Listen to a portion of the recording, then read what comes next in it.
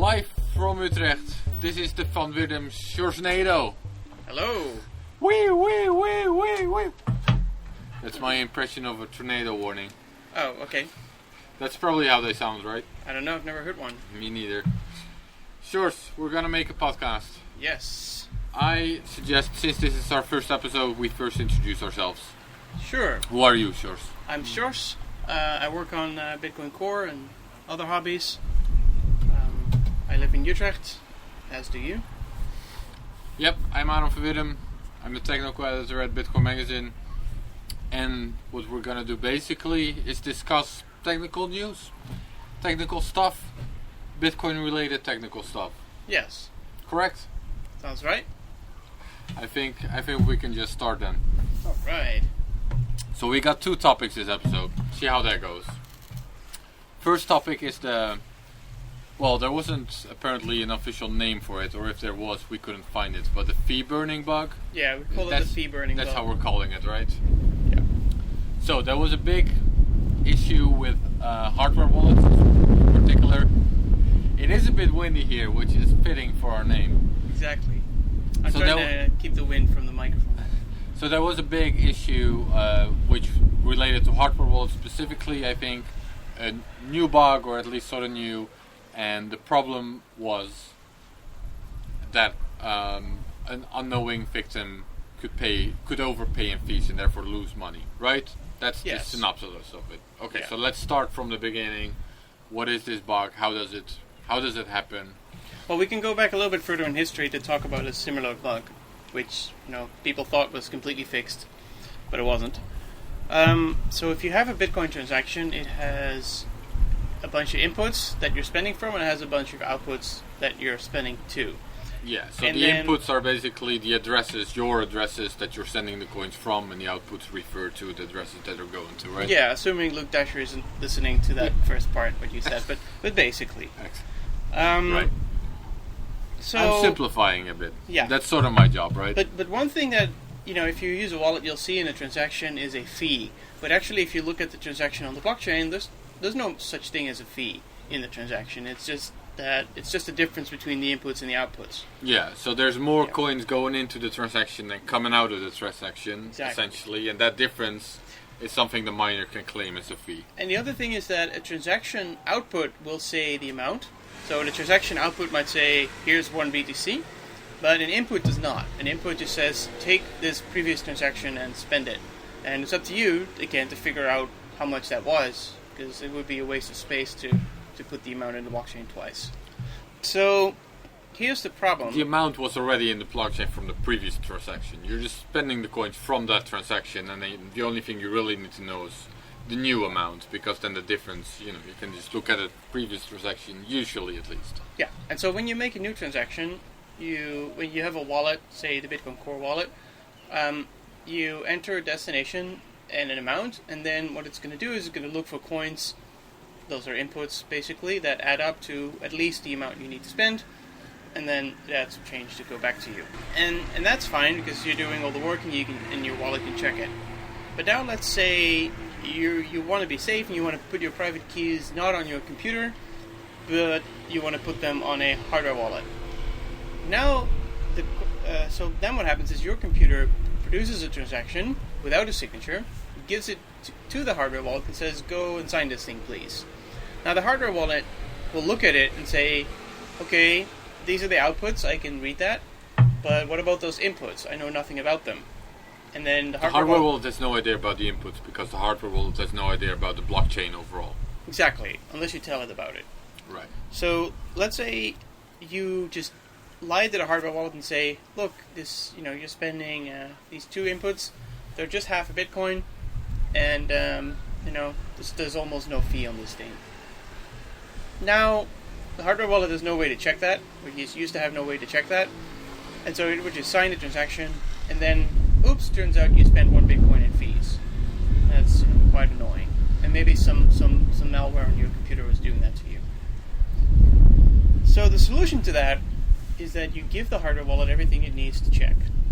And so you give it... The reason, to hold on one sec, the reason you would overpay in fees in that scenario is because there would actually be more coins in your inputs than you're telling your hardware wallet. Right? Exactly. So you might think you're spending half a Bitcoin, but actually the coins that you're spending are worth 1 Bitcoin. And, right. And the hardware wallet just didn't know that because you lied to the hardware wallet. The hardware wallet can't tell the difference, so we'll just sign yes. whatever. Yeah. So that's a problem.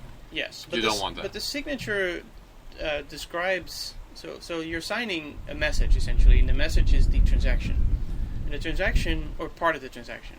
And the transaction contains the inputs that you're spending, namely the transaction hash and the position in that previous transaction. And so now, you could give the hardware wallet the actual transaction that you're spending from. The previous transaction. Yes, exactly. And that previous transaction, you can look at it and you can check the hash. And you can check that the hash matches what's in the input. And you can see what the output amounts are. Mm-hmm. So now you know that you're probably spending an actual transaction that wasn't messed with, and you can check the amount yourself. So that's basically how it worked. So you would just give the hardware wallet all the inputs. And that's fine if it's small, but maybe you're spending from a giant, exchange payout, multiple kilobyte transaction, and you don't have a USB connection, but you are sending it through a QR code, so space could be an issue. A hardware wallet is basically a very weak computer, and then you have to load all that information into the very weak computer, and it's a hassle, and it can take a lot of time if it's a big transaction, or a lot of them, so that's not ideal for hardware wallets. Yeah, some of them are really, really slow. They're using chips that were designed in, the dark ages, basically. It's not really made for this type of stuff. No, absolutely not. Anyhow, so in came Segwit, and the idea was to say, okay, let's have the signature of the transaction not just cover what coin you're spending, so not just the transaction hash and the input number, but also the amount that you're spending. And then the idea is that if you sign something, you actually add the amount before you sign it, and then if somebody lied about the amount, well, then your transaction is just going to be invalid on the blockchain. Right. So the hardware wallet will just sign it, because it just sees an amount, and it says, okay, whatever, I haven't checked that amount, because I haven't looked at the previous transaction, but I'm going to sign it anyway, because if the amount is wrong, it's going to be invalid, so I don't really care. Right. And that's where the attack comes in that was, discussed. Mm-hmm. And it wasn't unknown, it just was considered a little bit contrived. But here's what happened. Let's say you give a transaction has 2 inputs, and one of them is half a Bitcoin and the other is half a Bitcoin, but you're actually going to lie.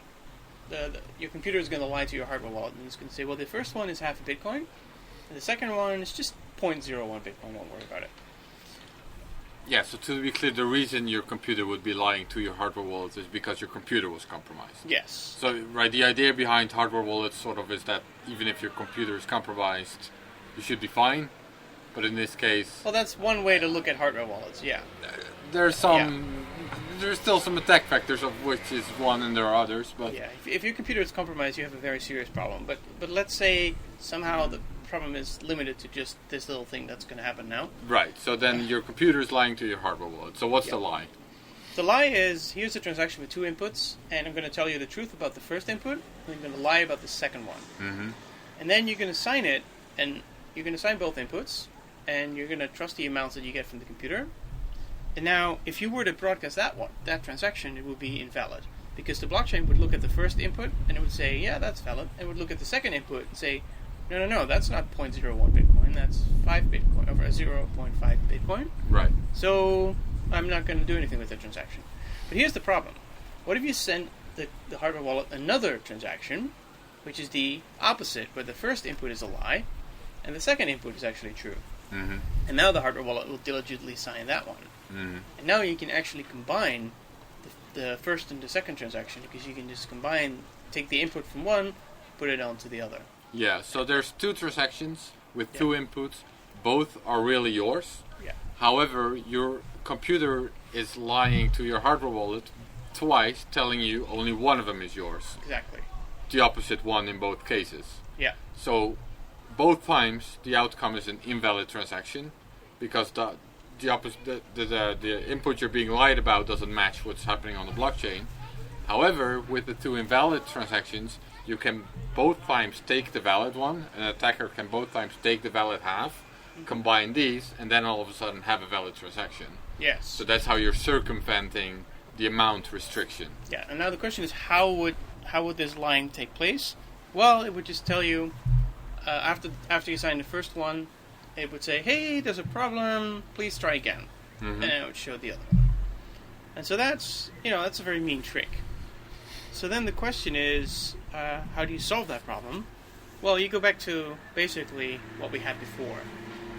You just give it the inputs, because now the hardware wallet sees the actual input transactions and calculate the hash and say, hey, the amounts are... Just to be clear about the problem before we move on to the new solution, the problem here is that, in theory at least, because we used a very simplified example here with 2 transactions and half both times, but essentially if you really pull this attack to the limits, you can drain someone's hardware wallets completely just with 1 transaction, right? Yeah, I guess and you just could do it 3 all times. inputs are just become a huge fee, and it's all paid as a huge fee, and it kind of disappears into the blockchain to the miners somewhere. Yeah. So the only way to benefit from this attack is if you are a miner, correct? Like, you need to be a miner because that's the only way you can get the fee. Maybe you can blackmail somebody and saying like, okay, now I have this transaction, right, but I won't send it to the blockchain just yet. You better pay me X amount or I'll broadcast this to the network and you'll lose your money. Yeah, exactly. Something like that. Yeah. So you never know. And in general, there's something called defense in depth. So just because you cannot think of a way that this could go wrong, is still want to deal with it. Yeah, it's a weakness you want to take care of. Yeah. Okay, so the solution. Well, the solution is we're back to the old story where you have to give all the inputs, all the input transactions, so you can perform. Yeah, you have to provide the previous transactions like before. Yeah. So now there is a difference between this and the past. In the past, before Segwit, you could fool a wallet with just a single attempt. There was no need to ask, would you like to try again? Because you could just lie about the entire transaction. And right now you have to do this weird trick where you tell the user, oh, something went wrong, please sign again. Right. And so, things weren't as bad as they were before, but with this, the way most hardware wallets have fixed this, or at least some have fixed this, we're kind of back in the old situation where you just need to give it the inputs. Yeah. So we solved the problem, but then it turned out it wasn't really solved. It was just made a little bit harder to abuse. And then to solve it again, we're sort of back to the original situation. Yes. Alright, so now there was some, I don't know if controversy is the right word, but there was some... Well, we can first talk about the even better solution. Okay, go on. So there is a new proposal called Taproot, which I'm sure we'll talk about in another episode. And part of what Taproot will do is, for every input, you have to sign the amount, not just of that input, but also of all the other inputs. And so, you can't lie about one input, but not lie about the other input. I see. And I think it's not just the amount, there's a whole bunch of things you're signing for about that previous transaction, so you really don't have to provide it anymore. So with Taproot, you'd sign way more information about the transaction in general. And I mean, in general, with transaction signing, it's kind of a weird concept, because the signature is in the transaction. Mm-hmm. So how does that work? You can't sign before you have the signature. So what you do before you sign the transaction is, where the signature goes, you put a dotted line, so to speak, and you sign everything, or you sign some parts of it, and you can change that scheme a little bit, add a little bit more to it, or remove things from it. So that's what Taproot plans to do. Yeah. Well, right now, I guess we're sort of drifting in a different topic now, but that's fine by me. So right now, you indicate which part of the transaction you're gonna sign, right, with the sig hash flag. Yes. So would Taproot actually make that less flexible then? No, I think it just changes the meaning. So sig hash all is what most transactions use, which is pretty much signing everything about the transaction. And I think so. What Segwit added is you're not just signing the content of your own transaction. You're also signing something about the inputs, namely the amount.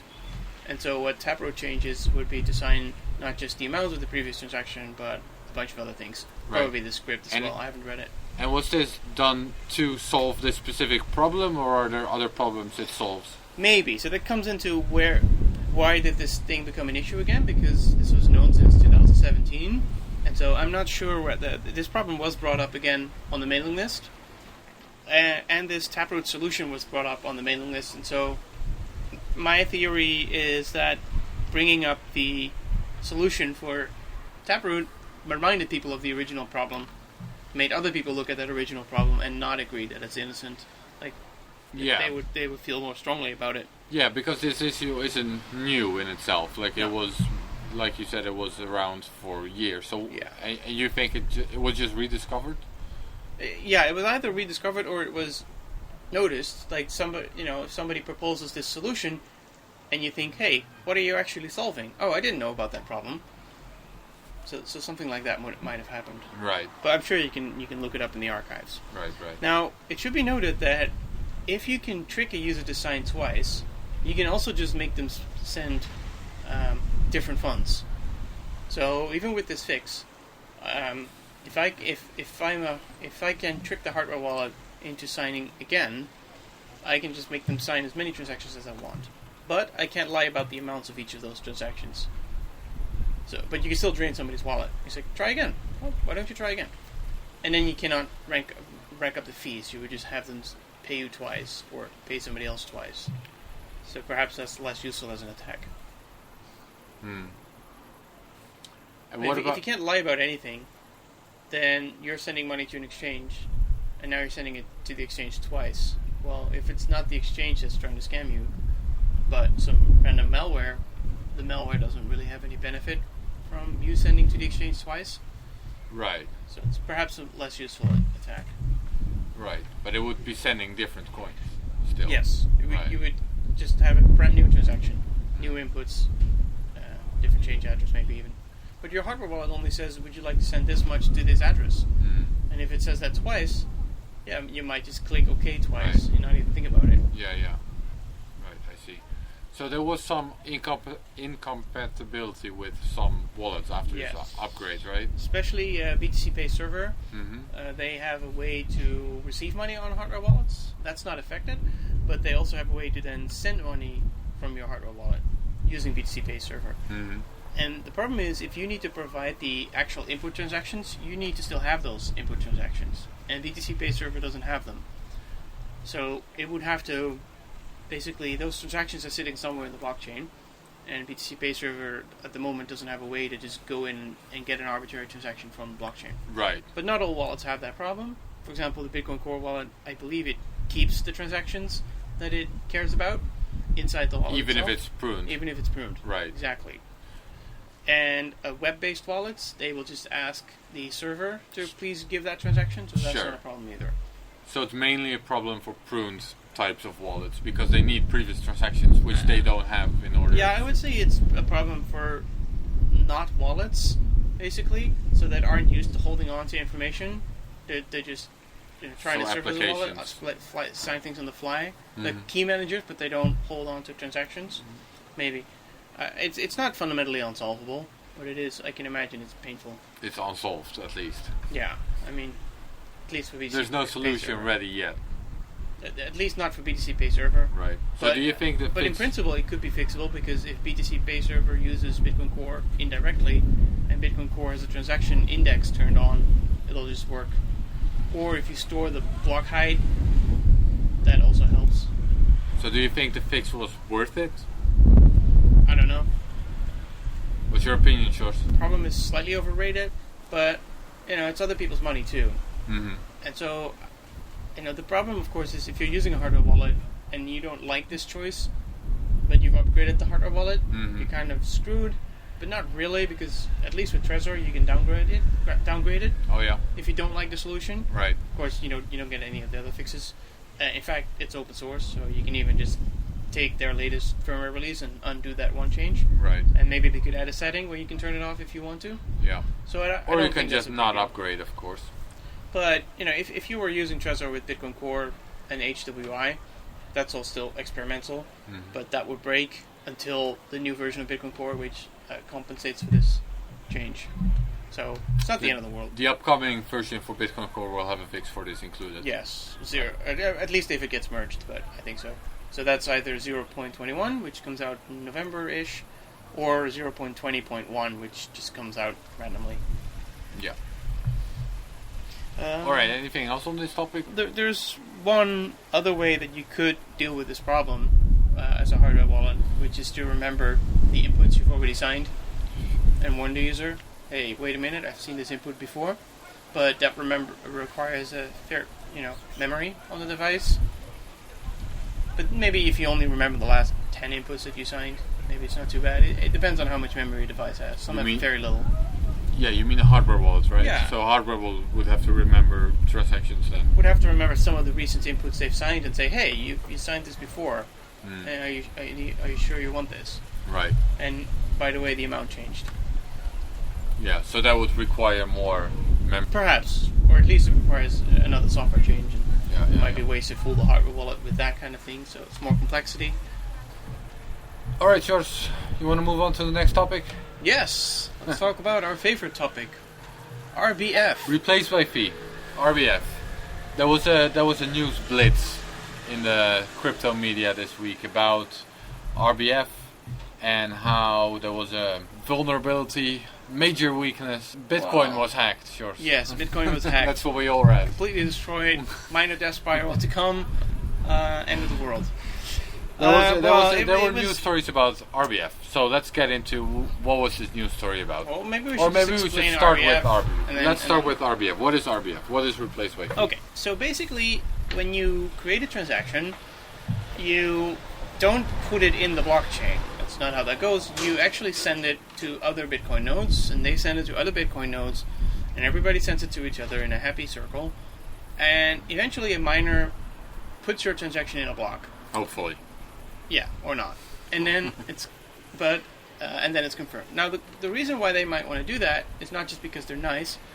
It's because they want to make most of them are nice, though, aren't they? Sure. Yeah, I would say so, because in the beginning, transactions paid very little fees.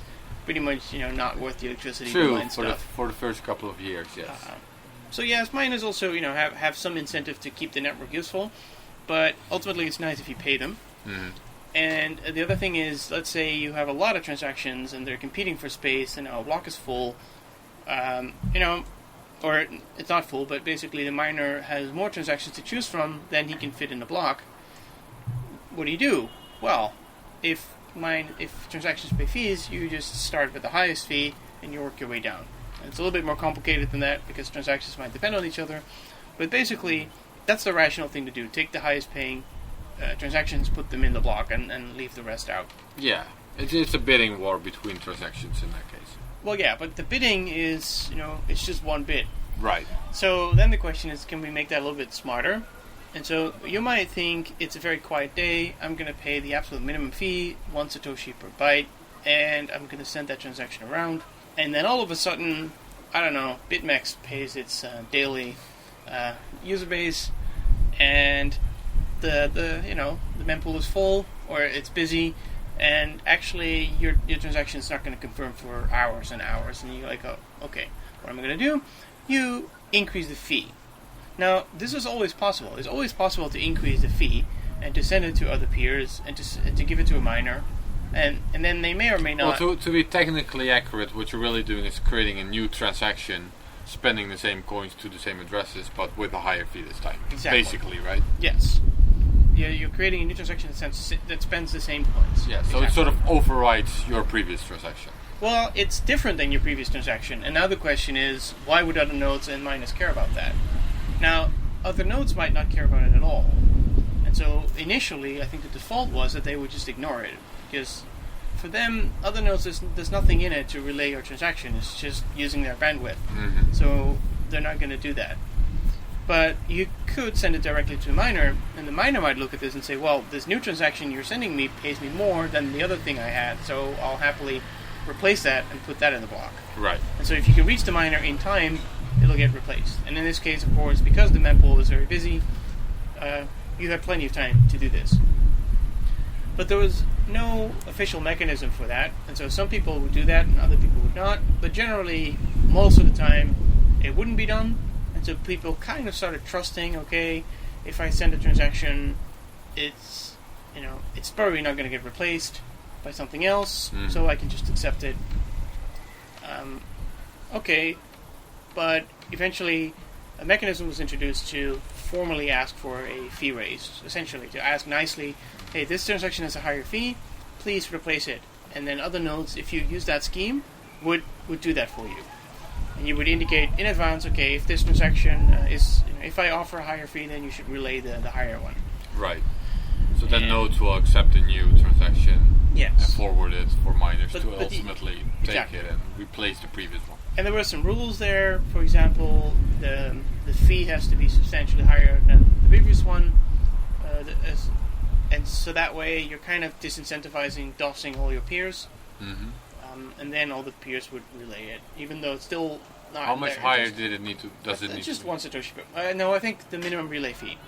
So if the mempool is empty or not busy, then that's just 1 Satoshi per byte. Mm-hmm. But if there's a lot of transactions in there, and say the minimum transaction fee is 100 Satoshi per byte, if you then want to bump the fee, you'd have to bump it with another 100 Satoshi per byte. I see. I think, or it's. I don't know. So that's a big difference. At least 1 Satoshi per byte.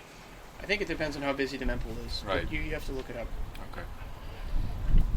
Anyway, so it's just a way to coordinate this fee bumping thing. But fundamentally, a miner can do whatever they want. They don't have to care about this RBF flag being present or not. And there's a lot of debate about whether you should make this deliberately unsafe to discourage people to not accept unconfirmed transactions, and it gets a little political or practical.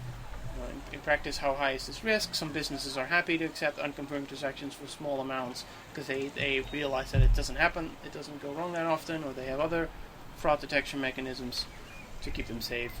So, but anyway. Well, and on the plus side, I would say it makes the fee market operate way more smoothly.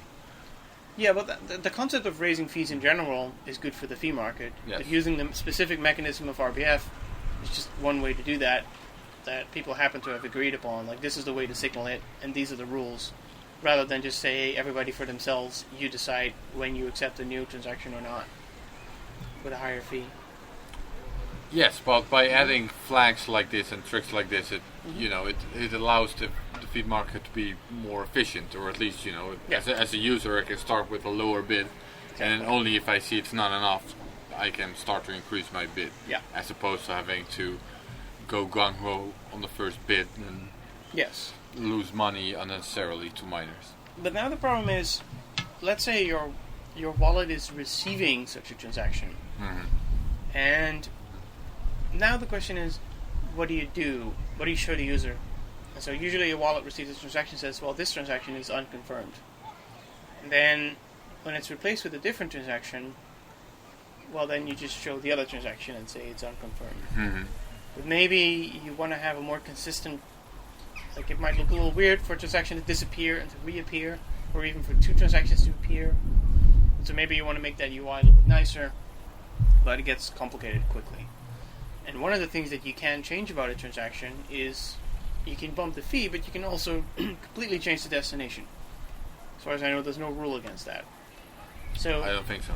Yeah. So one moment you think you've received a transaction, and then the fee is bumped, and you're not receiving that transaction anymore. It goes to somebody else. Mm-hmm. So your wallet needs to be smart enough to realize that, to say, okay, wait a minute, this is no longer going to me, it's going somewhere else. Right.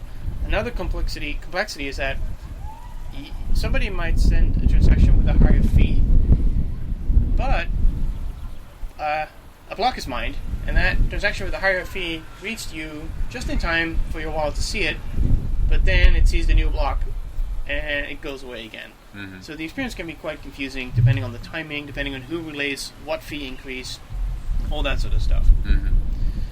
And it's possible to make mistakes in that, and that's what happened. And that's why the internet is on fire, and Bitcoin is it's all being sold to Peter Schiff for $1. So what's the mistake? It's a wallet problem. Yes. Wallets are just not showing unconfirmed transactions as unconfirmed transactions? Or no, I think one problem that was described as one wallet might have been the Ledger desktop wallet. Yeah, Ledger Live, I think. Yeah, that was pretty much doing what I just described. It would show a transaction, unconfirmed transaction, to you. It would increase your balance, saying, okay, look, you've already got more.